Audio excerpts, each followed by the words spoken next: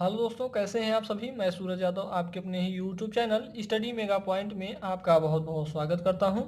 दोस्तों, जैसा कि आप लोग देख पा रहे होंगे कि आज का जो लेक्चर होने वाला है लेक्चर 3 होगा।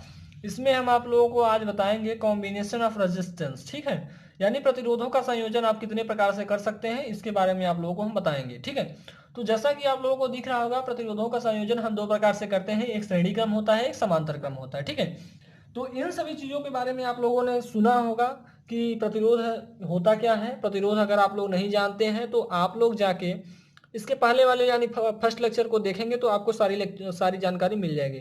दोस्तों, अगर ओम के नियम के बारे में आपको जानकारी लेनी है तो लेक्चर 2 को देख लेंगे।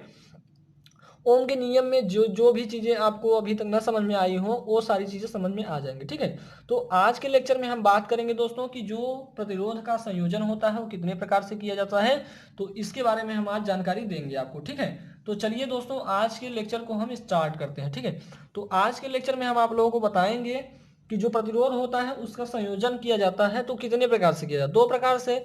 तो पहला है हमारा सीरीज कॉम्बिनेशन। पहला क्या है मेरे दोस्तों, मेरा सीरीज है। दूसरा क्या है, मेरा पैरेलल कॉम्बिनेशन है। ठीक है, तो पहले हम देखेंगे सीरीज कॉम्बिनेशन में। तो इसमें छोटी छोटी चीजें हैं, इनको थोड़ा ध्यान में रख लेंगे। श्रेणी क्रम में क्या होता है, करंट का मान सेम होता है, यानी जो हमारा यहाँ धारा होगी वही धारा यहाँ भी होगी, वही धारा यहाँ पे भी होगी। ठीक है, वही करंट हमारा सेम सेम जगह पे होगी। इस क्रम में यानी श्रेणी क्रम में हमारा करंट जो होगा सेम होगा, लेकिन वोल्टेज जो हमारा होगा डिफरेंट डिफरेंट होगा। अब चलिए, जैसे कि ये हमारा यहाँ से यहाँ तक का वोल्टेज लिया जाए तो ये हमारा वोल्टेज V1 हो जाएगा। ठीक है, क्या हो जाएगा, V1 हो जाएगा। और यहाँ से लेके यहाँ तक का वोल्टेज देखेंगे तो ये हमारा वोल्टेज भिन्न हो जाता है। चलिए यहाँ तक ले लेते हैं। ठीक है, तो यहाँ तक हमारा V2 हो जाता है। ठीक है, तो इन चीज़ों के बारे में आपको ध्यान में रखना है दोस्तों। अब बात की जाए कि यहाँ से यहाँ तक के बीच का वोल्टेज ड्रॉप क्या होगा मेरे दोस्तों, तो आप लोग बता देंगे कि जैसे कि आप लोगों को पहले ही लेक्चर में हमने बताया कि वोल्टेज ड्रॉप जब भी पूछा जाएगा तो आई इंटू जो रजिस्टेंस है उसको लिख लीजिए, यानी IR1 वोल्टेज ड्रॉप हो जाएगा, इसका वोल्टेज ड्रॉप IR2 हो जाएगा। ठीक है, तो इतनी चीजें आपको समझ में आ गई होगी दोस्तों। आगे चलते हैं। तो आगे क्या होता है कि अगर हमें अब देखना होता है क्या कि वोल्टेज क्या होता है, टोटल वोल्टेज देखेंगे तो टोटल वोल्टेज क्या हो जाएगा, V इक्वल टू क्या हो जाएगा मेरे दोस्तों, तो जो हमारा वोल्टेज है उसको जोड़ लेंगे, V1 प्लस V2 हो जाएगा। अब इसका वोल्टेज V1 की वैल्यू कितनी है, तो IR1 है, तो यहाँ पे V इक्वल टू लिखेंगे IR1 प्लस V2 बराबर कितना है मेरे दोस्तों, V2 का वोल्टेज ड्रॉप कितना है, IR2 है। ठीक है, IR2 ही तो है। अब क्या करेंगे, यहां से हम क्या कर लेंगे, I तो कॉमन है, देख लेंगे, I कॉमन है, I कॉमन कर लीजिए, R1 प्लस R2 हो जाएगा। ठीक है, अब यहां से V बराबर आप लोगों ने पढ़ा है V इक्वल टू, चूंकि यहाँ पे लिख लीजिए V इक्वल टू IR, तो I यहाँ पे V है तो यहाँ पे लिख लीजिए IR। यहाँ पे लिख सकते हैं कि नहीं लिख सकते हैं, लिख सकते हैं, इसकी जगह पे IR लिख सकते हैं। अब होता क्या है कि I से I कट गया तो R इक्वल टू क्या हो जाता है हमारा, R1 प्लस के R2। ठीक है, ये क्या हो गया हमारा सीरीज में प्रतिरोध हो गया। इसका मात्रा क्या होता है, ओम होता है। ये सारी चीजें हमने आपको बता रखी है। तो आप लोगों ने यहाँ पे देखा कि श्रेणी क्रम में जैसे कि आप लोगों को हमने बताया, अब यही चीजें क्या हो जाती, तीन प्रतिरोध हो जाता है तो तीन प्रतिरोध के लिए भी वही कर लेते हैं। बाकी होता क्या, यहाँ पे V प्लस V3 हो जाता है, यहाँ पे और क्या हो जाता है, IR3 हो जाता है।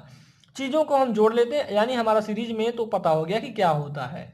तो आप लोगों को इतनी बातें समझ में आ गई होगी। अगर यही बात की जाए कि यन प्रतिरोध हो जाए तो क्या होगा, लिखेंगे यहाँ पे यन प्रतिरोध के लिए, यन प्रतिरोध के लिए तो क्या हो जाएगा मेरे दोस्तों, तो R इक्वल टू क्या हो जाएगा, N R हो जाएगा, क्या हो जाएगा, NR हो जाएगा। ठीक है, तो इन चीजों के बारे में आप लोग ऐसे ही जैसे जैसे हम बता रहे हैं सारी चीजों को ऐसे ही से देख लेंगे। तो ये इक्विवेलेंट है, यहाँ पे R इक्विवेलेंट है, तो क्या हो जाएगा यहाँ पे, तो यहाँ पे हो जाएगा R इक्विवेलेंट इक्वल टू हो जाएगा N इंटू R हो जाएगा। ये हमारा यानी टोटल रेजिस्टेंस का यानी इक्विवेलेंट रेजिस्टेंस हम देखेंगे तो R1 प्लस R2 किस में होगा, सीरीज कॉम्बिनेशन में यानी श्रेणी क्रम संयोजन में। अगर यही बात की जाएगी तो यन प्रतिरोध के लिए यानी जो हमारा प्रतिरोध का जो संयोजन होगा यन तक जाएगा। ठीक है, तो NR वही हो जाएगा। तो आप लोगों ने ये सब चीजें देखा होगा शायद हाई स्कूल में, तो इन सभी चीजों के बारे में आपको घबराना नहीं है। बस इसमें ध्यान देना है कि जो हमने 3 पॉइंट लिखवाया है उसको आप लोग ध्यान में रखेंगे।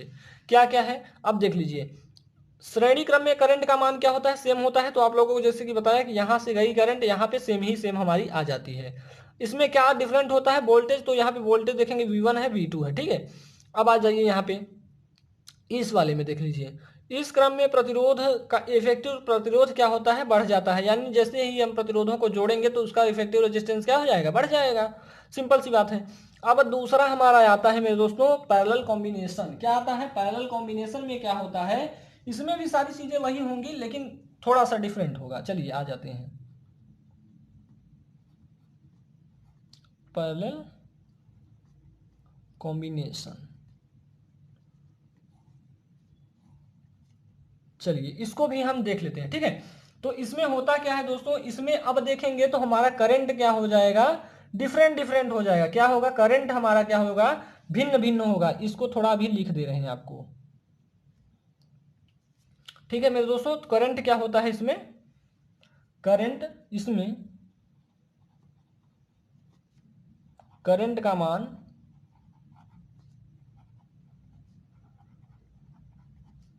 भिन्न भिन्न होता है। क्या होता है, भिन्न भिन्न होता है।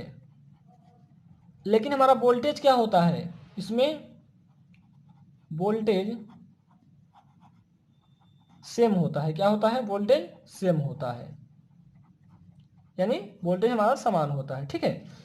इतनी बातों को आपको ध्यान में रखना है। और क्या होता है, इसका इफेक्टिव प्रतिरोध क्या होगा मेरे दोस्तों, इसका इफेक्टिव प्रतिरोध कम होता है। क्या होता है, कम होता है। इन 3 पॉइंट को आप लोग ध्यान में रखेंगे, ठीक है। पहला पॉइंट हमने लिखाया मेरे दोस्तों कि इसमें जो करंट का मान होता है भिन्न भिन्न होता है। अभी हम आपको जैसे ही सर्किट बनाएंगे तो वहां पे आपको सारी चीजें समझ में आ जाएगी। और वोल्टेज क्या होता है, सेम होता है। इसमें इसका जो इफेक्टिव प्रतिरोध होता है कम होता है। तो इन चीजों को आपको ध्यान में रखनी है। उसके बाद हम आप लोगों को सर्किट बना के दिखा रहे हैं। चलिए अब यहाँ पे हम आपको इसकी सर्किट बना देते हैं। तो अभी हम 2 रेजिस्टेंस के लिए ले रहे हैं, तो आप लोग 3 रेजिस्टेंस के लिए ले रहे हैं, ले सकते हैं, ठीक है। तो कैसे बनाएंगे इसका, ऐसे करके हम बना ले रहे हैं। अगर आप लोगों को वीडियो पसंद आया करे दोस्तों तो आप लोग क्या करिएगा कि चैनल को लाइक कीजिए, सब्सक्राइब कीजिए और अपने दोस्तों में जरूर से जरूर शेयर कर दीजिए, ठीक है। तो यहाँ पे हम वोल्टेज सोर्स ले रहे हैं और यहाँ से हमारी कुछ करंट गई, ठीक है। अब देखेंगे तो करंट हमारी यहाँ तक तो आई मेरे दोस्तों, लेकिन यहाँ से 2 दिशाओं में बट गई। 2 दिशाओं में बट गई, इसको हम R1 ले लेते हैं। R1 रेजिस्टेंस है, ये हमारा R2 रेजिस्टेंस है, ठीक है।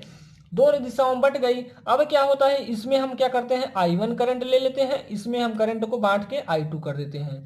फिर से हमारा जब यहाँ से आ जाएगी तो यहाँ पे क्या हो जाएगी, आई ही करंट वापस चली जाएगी। लेकिन आप लोग इसमें ध्यान रखेंगे कि यहाँ तक हमारी, यहाँ से करंट हमारी 2 दिशाओं में बढ़ जा रही है। तो इसको हम क्या ले लेंगे मेरे दोस्तों, एक को I1 लेंगे, एक को I2 ले लेंगे, ठीक है। अब इसमें क्या हो रहा है कि करंट हमारा बढ़ रहा है, यानी करंट क्या क्या है, I इक्वल टू क्या हो जाता है मेरे दोस्तों, I1 प्लस के I2, ठीक है। अब देखेंगे तो इसका वोल्टेज ड्रॉप क्या हो जाएगा मेरे दोस्तों, तो इसका वोल्टेज ड्रॉप आप कैसे निकालेंगे ये हम आपको बता दे रहे हैं, ठीक है। तो चलिए हम आपको बताते हैं इसका भी वोल्टेज ड्रॉप कैसे निकलेगा। तो जैसे ही आप लोगों ने उसका निकाला है मेरे दोस्तों, वैसे ही इसका भी निकाल लेंगे आप लोग, ठीक है। चलिए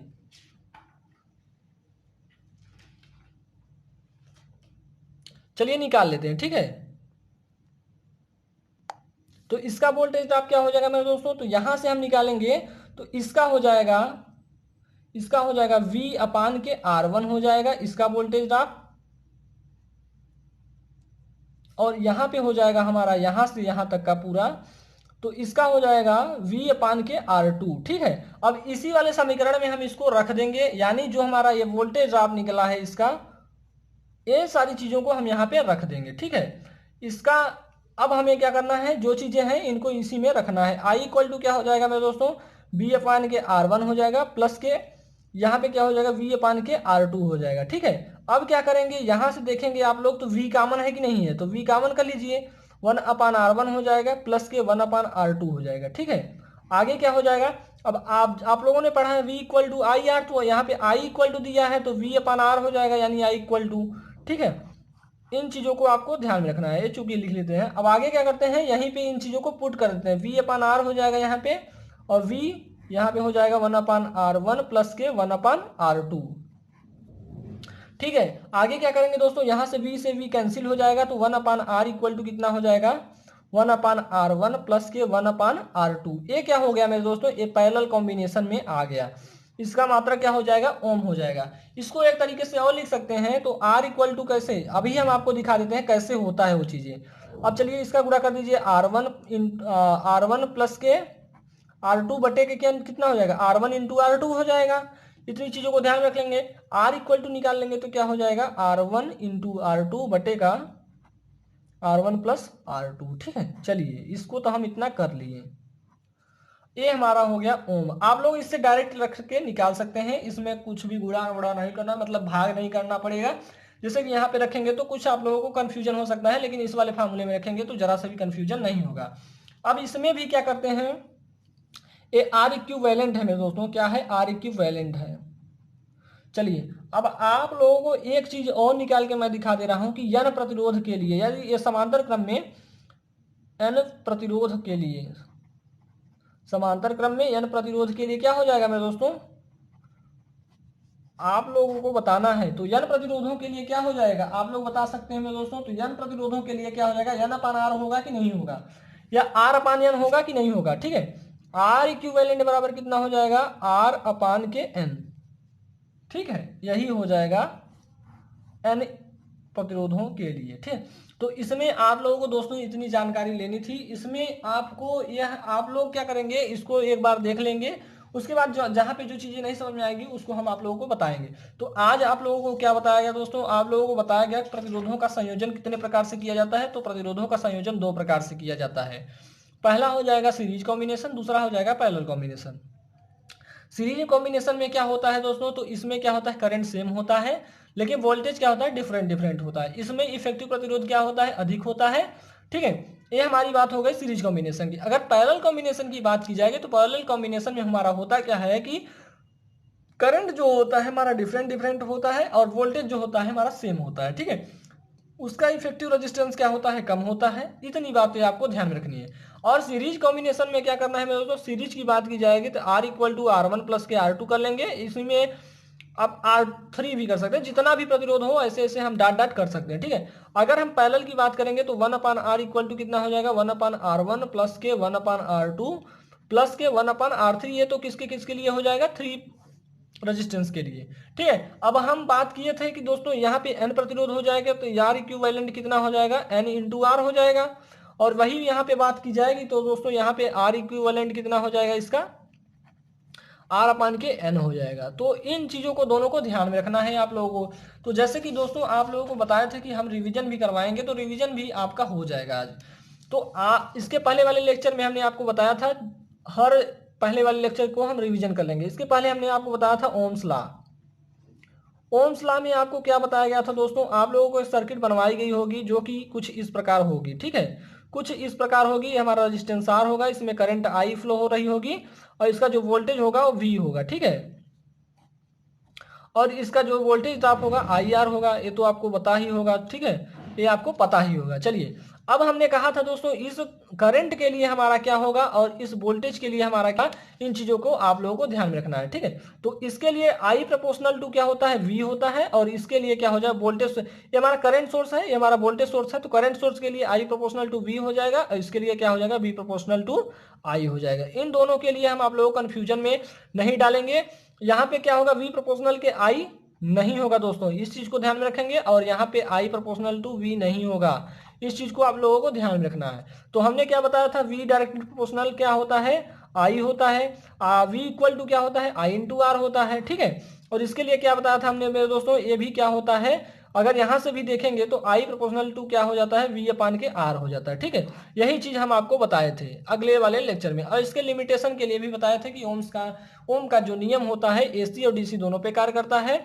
यह हमारा ओम का नियम जो होता है मेरे दोस्तों, एसी और डीसी, अब देखेंगे यहाँ पे एसी और डीसी क्या होता है कि एसी जो हमारा होता है एसी और डीसी, और इसमें एक और चीज हमने आपको बताया था कि दोस्तों जो ओम का नियम होता है वो हमारा जो ओम का नियम होता है, लीनियर और नॉन लीनियर की बातें भी की गई थी, और हमारा